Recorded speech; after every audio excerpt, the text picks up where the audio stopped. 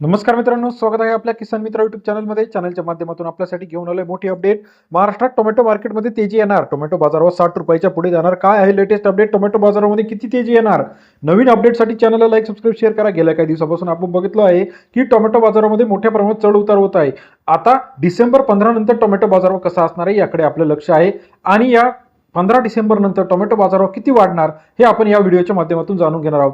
गेल्या काही दिवसापासून बघितलं आपण, अतिवृष्टी असेल, त्याचप्रमाणे मागणी असेल, या सर्व घटकांमुळे टोमॅटो बाजारामध्ये आपल्याला तेजी पाहायला मिळते. दिवाळीनंतर टोमॅटो बाजारावर वाढलेले होते, परंतु मधल्या काही पिरियडमध्ये टोमॅटो बाजारावर थोडेसे कमी झाले होते. आता टोमॅटो बाजारावर पुन्हा एकदा तेजीत येणार का हे बघणं गरजेचं आहे. सध्याचा टोमॅटो बाजाराचा दर जो आहे, सर्वोत्तम बाजारावर पनवेल असेल, अहिल्यानगर असेल, पारनेर असेल, नाशिक असेल, पिंपळगाव बसवंत असेल, 40 ते 50 रुपयापर्यंत सर्वोत्तम दर टोमॅटोला प्रति किलो मागे मिळत आहे. येत्या काही दिवसामध्ये हा टोमॅटोचा दर 60, 70, 80 रुपयापर्यंत जाणार का हे बघणं आता गरजेचं आहे. महाराष्ट्रात टोमॅटो मार्केटला मोठ्या प्रमाणात जे काही मार्केट असतात, यामध्ये महत्त्वाचे मार्केट अहिल्यानगर जिल्हा, नाशिक जिल्हा आणि पुणे जिल्ह्यामध्ये असतात. सरासरी दराचा विचार जर केला तर 40-50 रुपयापर्यंत बाजारावर सध्या आपल्याला पाहायला मिळतो आहे.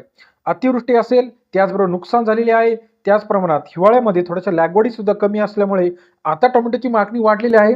बाजारामध्ये आवक वाढलेली आहे, परंतु मागणी आणि पुरवठा यांच्यातला परिणाम दिसता आता टोमॅटोच्या बाजारावर किती वाढणार हे बघणं गरजेचं आहे. गेल्या काही दिवसामध्ये टोमॅटोचा सर्वोत्तम दर 70, 80, 90 रुपयापर्यंत काही मार्केटमध्ये गेलेला आहे, परंतु सरासरी दराचा विचार जर केला 30-40 रुपये प्रति किलोचा दर सध्या आपल्याला पाहायला मिळत आहे.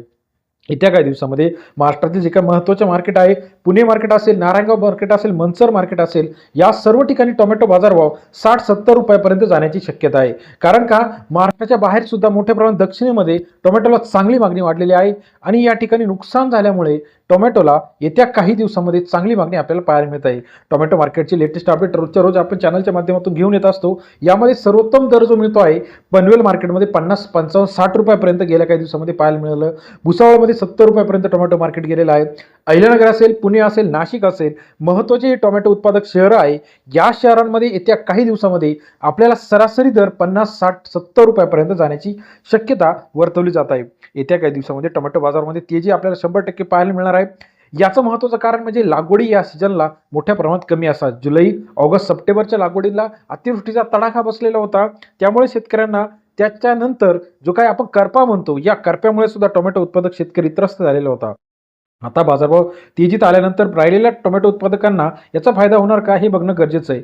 4 मोठी कारणे टोमॅटो उत्पादक शहरासाठी महत्त्वाची आहे. टोमॅटो बाजारावर तेजीत येण्यासाठी आवक घटलेली आहे, लागवड कमी आहे, परराज्यामध्ये चांगली मागणी आहे आणि अतिवृष्टी, या 4 घटकांमुळे येत्या काही दिवसामध्ये टोमॅटो उत्पादन मोठ्या प्रमाणात वाढणार आहे. टोमॅटो मार्केटचे लेटेस्ट अपडेट आपण रोजच्या रोज चॅनलच्या माध्यमातून घेऊन येत असतो. व्हिडिओ आपणास आवडत असेल तर लाईक, सबस्क्राईब, कमेंट करा.